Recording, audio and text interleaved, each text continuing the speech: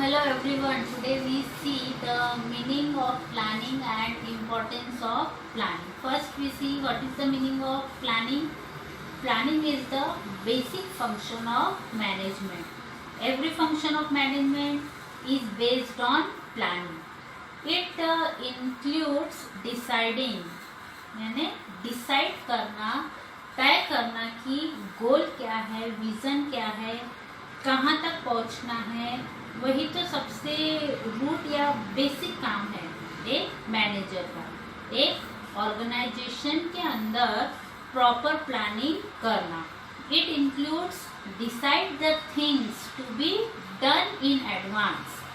Planning is an intellectual process of logical thinking and rational decision making. It focuses on organization, objectives and develops various course of action. जब हम planning करते हैं एक proper prescribe manner में, तो हम हमेशा फोकस करते हैं कि किस तरह से हमारा जो गोल है, हमारा जो मकसद है, जिस तरह से यहाँ कहा गया है कि ऑर्गेनाइजेशंस ऑब्जेक्टिव्स, तो प्लानिंग का काम ही है.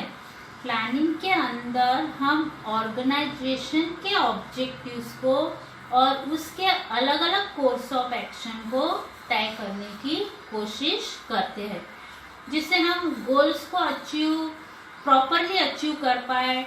Designing a proper planning and implementing accordingly is the key of achieving objectives of an organization.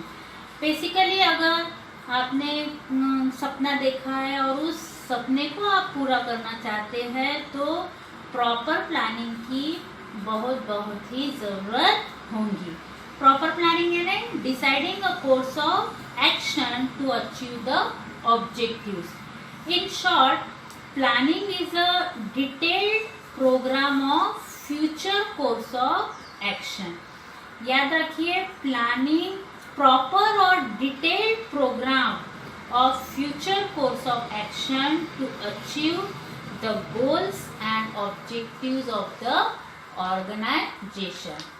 Now we see the importance of planning. First importance is clear objectives. Planning एक बहुत important और fundamental steps है. Important और fundamental ये आधारशिला की तरह है. ये ऐसी चीज़ है जो शुरुआत करती है हमारे मैनेजमेंट की, और इसलिए ये हमारे लक्ष्य को क्लियर करने में, हमारे ऑब्जेक्टिव्स को, हमारे मकसद को, हमारे गोल को हमारे सामने रखने में बहुत हेल्पफुल रहती है. Planning is concern with setting objectives, targets and formulating plans to achieve them. यानी सबसे पहला कदम तो हमारे ऑब्जेक्टिव्स क्लियर करना होता है. हमें समझ में आ जाता है कि प्लानिंग करके कि हमें कहाँ तक पहुँचना है, हमारा टारगेट क्या है, हमारा मकसद क्या है.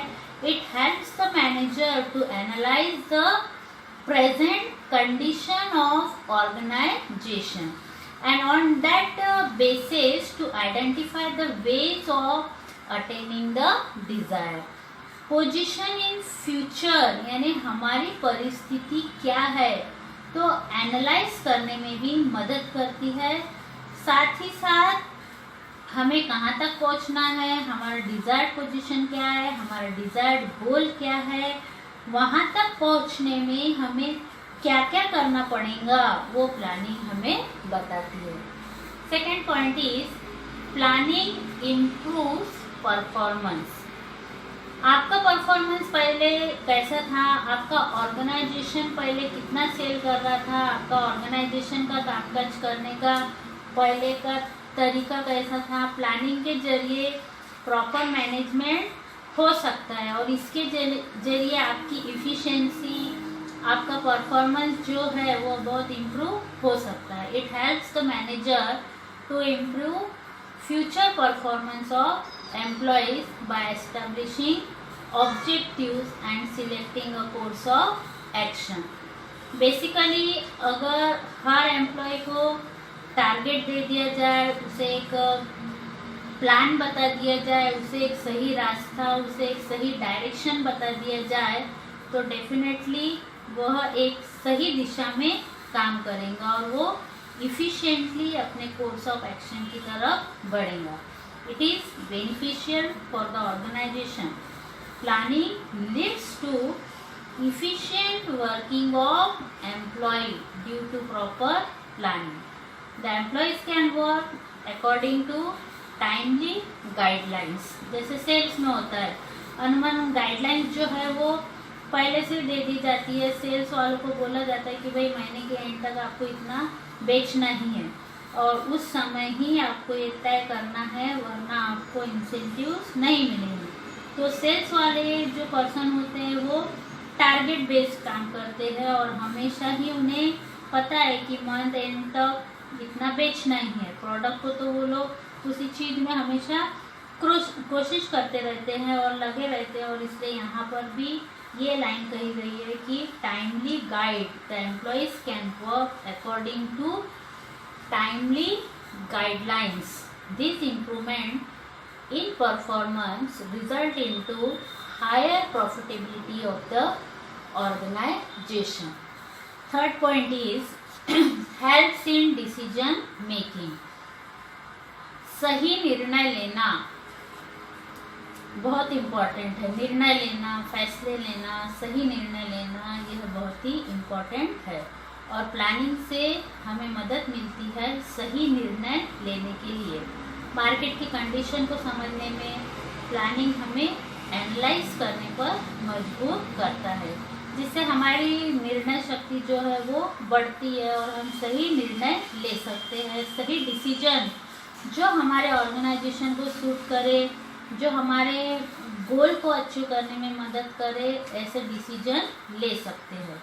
There are various alternatives and front of the management for achieving goals of planning.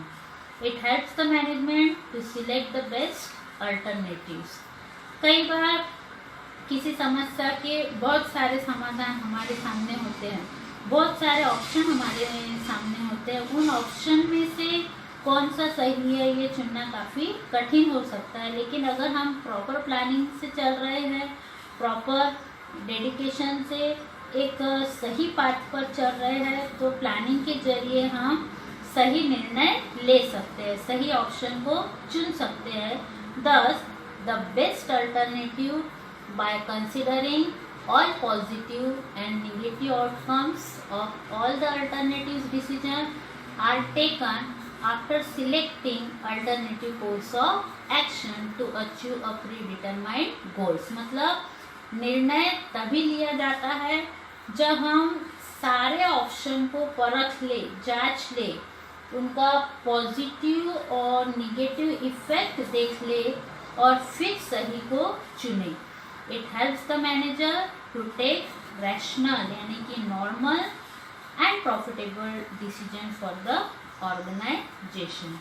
Next point is optimum use of resources. Next importance of planning is optimum use of resources. ये तो basic है. Resources जो हमारे पास available है उनका wastage ना हो, ये मैनेजर का सबसे अहम काम है. इन सभी रिसोर्सेज का ऑप्टिमम यानी कि पूरा इस्तेमाल होना चाहिए, इसका वेस्टेज नहीं होना चाहिए, ये ध्यान रखने का काम होता है मैनेजर का और उसी से रिलेटेड वो प्लानिंग करता है और प्लानिंग ही उसे मदद करती है. ऑप्टिमम यूज ऑफ रिसोर्सेज करने के लिए organisation plan that prepare by taking into consideration the availability of resources and proper allocation of resources for various activities. किसी भी एक्टिविटी को करने के लिए प्रॉपर अगर रिसोर्सेज का अगर एलोकेशन किया जाए, प्रॉपर सुविधाएं अगर प्रॉपर फैसिलिटी दी जाए और ये ध्यान में रखा जाए कि उसका वेस्टेज ना हो, तो प्लानिंग में सफलता जरूर मिलेगी. It also facilitates the optimum utilisation of resources which brings higher efficiency, काफ़ी इफिशिएंसी बढ़ती है अगर आपको जो पर्याप्त रिसोर्सेज दिए गए उसको आप पूरा इस्तेमाल करते हैं और बेटर रिजल्ट आप अचीव कर सकते हैं। One can avoid wastage of resources by proper planning. The main aim of organisation is to avoid resources, यानी बेसिकली आपको इस पॉइंट में याद रखना है कि avoiding wastage is the main aim of an organisation. किसी भी रिसोर्सेज का वेस्टेज कोई भी ऑर्गेनाइजेशन नहीं चाहता और प्लानिंग से वेस्टेज को रोका जा सकता है और ऑप्टिमम यूज ऑफ रिसोर्सेज किया जा सकता है। Next point is, fifth importance of planning is facilitates coordination.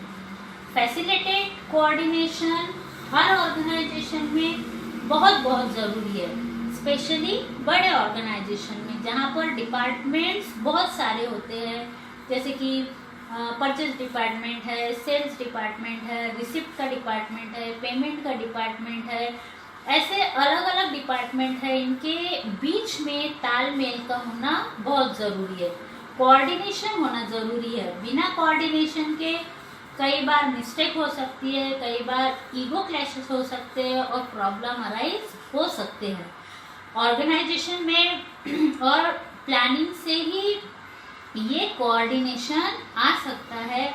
और इसलिए कहा गया है planning facilitates helps the coordination और all the activities. Planning facilitates the coordination of all activities. It reduces overlapping among activities. All the activities of business organization are closely linked with each other, which is concerned in the process of planning. हर organisation के अंदर जो activities होती है वो कहीं ना कहीं डायरेक्टली इनडायरेक्टली एक दूसरे से जुड़ी होती है। यानी अगर हमने परचेज डिपार्टमेंट और सेल्स डिपार्टमेंट की बात की तो परचेज डिपार्टमेंट को सेल्स डिपार्टमेंट के साथ कोऑर्डिनेट करना बहुत ज़रूरी है। उन्हें पता होना चाहिए कि सेल्स वालों ने कितना सेल्स कर दिया है, उस हिसाब से वो लोग और स्टॉक परचेज करेंगे। अगर दोनों के बीच कोऑर्डिनेशन नहीं है तो शायद कई बार ये ओवरलैपिंग हो सकता है, कई बार ज़्यादा स्टॉक आ सकता है, कई बार सेल्स हुआ ही नहीं और प्रॉब्लम क्रिएट हो सकता है। सेल्स करने में तो मार्केट को समझते हुए आपस में कोऑर्डिनेशन चाहिए और वो कोऑर्डिनेशन प्लानिंग के जरिए ही आ सकता है। साउंड प्लानिंग, जो प्रॉपर प्लानिंग होती है वो इंटर रिलेटेड करती है ऑल एक्टिविटीज को and resources of an organisation. Third, various departments works as per the overall plan and coordination is achieved. हर ऑर्गेनाइजेशन में जो डिपार्टमेंट है भले ही वो अलग अलग काम करते हैं, लेकिन वो एक ही मकसद के लिए काम कर रहा है कि गोल को अचीव करने के लिए काम कर रहा है। भले ही डिपार्टमेंट अलग अलग है, लेकिन सबके लिए गोल, सबके लिए प्लान एक ही है। Next point is facilitates the other function of management.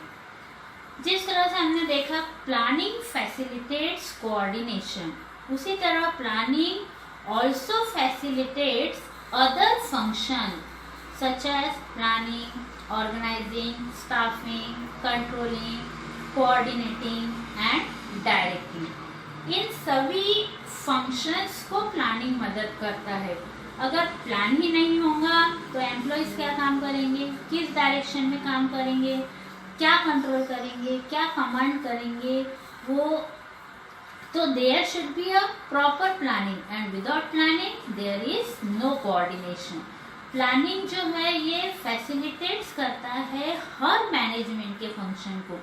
Every organisation function towards achieving goal and goal is set at the planning stage. जो हमारा मकसद है वो तो प्लानिंग के स्टेज में ही तय हो जाता है और इसलिए पहला फंक्शन जो है वो दूसरे फंक्शंस को मदद करता है unless the plan is ready. Other management function such as organizing, staffing etcetera can not be undertaken, thus planning facilitates all other functions of management. Next point is provides path of action. path of action यानी सही रास्ता, सही दिशा, सही direction. path of action बहुत ही important है, बहुत ही ज़रूरी है। किस राह में काम करना है, किस तरह काम करना है, किस डायरेक्शन में काम करना है, क्या रास्ता सही है, ये बताने का काम प्लानिंग करती है। Planning ensure that the goals or objectives are clearly stated. They act as a guide and they provide direction for doing the right things at the right time with the right way. It helps the employees to know what the organization has to do and what they must to do for achieving the goals.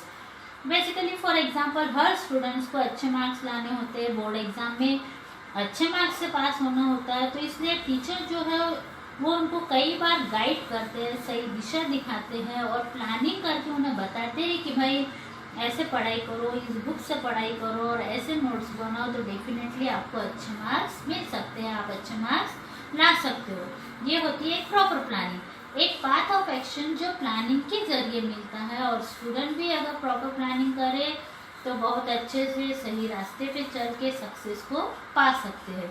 It helps the employ to know what organisation wants, क्योंकि माँ बाप हमारे organisation की तरह है और वो सही परसेंटेज चाहते हैं, अच्छा परसेंटेज चाहते हैं, तो माँ बाप जो है वो ऑर्गेनाइजेशन है और हम जो है एक एम्प्लॉय की तरह है, हमें वो सही रास्ता दिखाते हैं, तो उस रास्ते पर चलकर, उस पाथ पर चलकर सही मार्क्स लाने होते हैं। Next point is promotes innovative ideas. Planning is the basic function of management. हमने अभी भी पढ़ा है, it is a fundamental one, सबसे बेसिक, सबसे अहम, सबसे पहला। It is a process of decision making which involves promotion of innovative idea. Planning ही वो स्टेज है जहाँ पर इनोवेटिव आइडियाज को आगे आने का मौका मिल सकता है, क्योंकि यहाँ पर ही तो गोल्स डिसाइड होते हैं। अगर गोल्स को अचीव करने के लिए कोई एक अलग आइडिया, कोई एक नया आइडिया, कोई एक नया इनोवेटिव आइडिया बहुत अट्रैक्ट कर रहा है, तो मैनेजर उस आइडिया को प्रमोट कर सकता है, उस आइडिया को सच में एक पाथ ऑफ एक्शन बना सकता है। इसलिए planning promotes innovative ideas. It is the most challenging activities for the management as it guides all future action leading to growth and prosperity of the organisation. बहुत ही challenging activity जरूर है, क्योंकि किसी आइडिया का वर्क करना नहीं करना ये तो आगे की एक्शन पर ही डिपेंड करता है, लेकिन अगर प्लानिंग सही है तो हम डेफिनेटली ऑर्गेनाइजेशन गोल्स जो है वो अचीव कर पाएंगे। तो planning promotes innovative ideas. Next point is minimises risk. Minimises risk मतलब रिस्क का कम हो जाना। हर बिजनेस में, हर ऑर्गेनाइजेशन में रिस्क तो होता ही है और हमेशा रहेगा ही, लेकिन अगर आप प्रॉपर प्लानिंग से चल रहे हैं तो रिस्क जो है वो कम हो जाएगा, मिनिमाइज हो जाएगा। अगर आपके पास कोई प्लान ही नहीं है और आप ऐसे ही कुएं में कूदने को तैयार हो गए हैं तो आप ज़रूर डूब जाएंगे, आपको बहुत ज़्यादा रिस्क फेस करना ही पड़ेगा। लेकिन अगर आप प्रॉपर प्लानिंग से काम कर रहे हैं, अगर आप प्रॉपर प्लानिंग के साथ चल रहे हैं तो आप रिस्क जो है वो कम हो जाएंगी। Planning is based on forecasting techniques. It is the process of looking into the future and anticipating the future changes. क्या बदलाव हो सकते हैं फ्यूचर्स में, क्योंकि डिमांड एंड सप्लाई हमेशा बदलते रहते हैं, मार्केट कंडीशन हमेशा बदलती रहती है, उतार चढ़ाव हमेशा आते रहते हैं। तो प्लानिंग कुछ इस प्रकार की होनी चाहिए कि हम थोड़ा बहुत फोरकास्ट कर सके, फ्यूचर चेंजेस का भी हमें एक अंदाजा लगा सके और उसके हिसाब से प्रॉपर प्लानिंग करें। By deciding in advance the tasks to be performed, planning shows the way to deal with changes and uncertain events. कुछ भी अनहोनी कभी भी हो सकती है। आज के दौर में बिजनेसेस बहुत ही ज़्यादा इफेक्ट हो रहे हैं कोरोना की वजह से। जिन्होंने प्रॉपर प्लानिंग पहले से की होंगी ऐसे संकटों का सामना करने के लिए, हालांकि किसी को पता नहीं था कि ऐसा कुछ बड़ा सा हो सकता है, लेकिन अगर प्रॉपर प्लानिंग से कोई चल रहा है, उसने प्रॉपर फाइनेंस करके रखा है, प्रॉपर उसने सेविंग करके रखी है अपने बिजनेस को मैनेज करने के लिए, तो कहीं ना कहीं इसका रिस्क जो है वो मिनिमाइज हो जाता है। चेंजेस और risk can not be eliminated, कभी भी रिस्क को बरकरार नहीं कर सकते, बदलाव तो होना ही है, उन्हें कभी भी एलिमिनेटेड नहीं किया जा सकता, लेकिन but they can be anticipated and can be tackled with preventive measure. अगर प्रॉपर प्लानिंग है तो हम उसका इलाज जरूर कर सकते हैं और उससे डील भी अच्छे से कर पाएंगे। It minimise the risk of futures and uncertainties of future. And the last point is setting the standard for controlling. Controlling ये अच्छा और इम्पोर्टेंट फंक्शन है। प्लानिंग कंट्रोलिंग वाले फंक्शन का स्टैंडर्ड सेट करता है। Planning set out standard for controlling, so the actual performance can be compared with standards that manager can find out the variations. Planning से हमें पता चलता है कि एक स्टैंडर्ड क्या होना चाहिए, फिर उस स्टैंडर्ड से हम मैच करेंगे कि भाई मैनेजर ने क्या लेवल का काम किया है। अगर हमारा स्टैंडर्ड मीट नहीं हो रहा है क्वालिटी वाइज या क्वांटिटी वाइज, तो हम मैनेजर को बोल सकते हैं कि भाई कंपेयर करके देखो कि जो आपका काम है वो ठीक नहीं है, आपको और इम्प्रूव करने की ज़रूरत है। तो इस प्रकार वो ऑर्गेनाइजेशनल गोल और इफिशिएंटली अचीव कर पाएंगे। If any between the actual and standard performance, it can be understood with the company, such deviation can be bridged by taking controlling steps. Therefore planning provides the basis for control. It is also important for maintaining discipline at working place of organization. Discipline के लिए भी हमारा planning जो है वो बहुत ही important role play करता है। डिसिप्लिन के लिए भी हमारा प्लानिंग जो है वो बहुत ही इम्पोर्टेंट रोल प्ले कर सकता है। अंडरस्टैंड?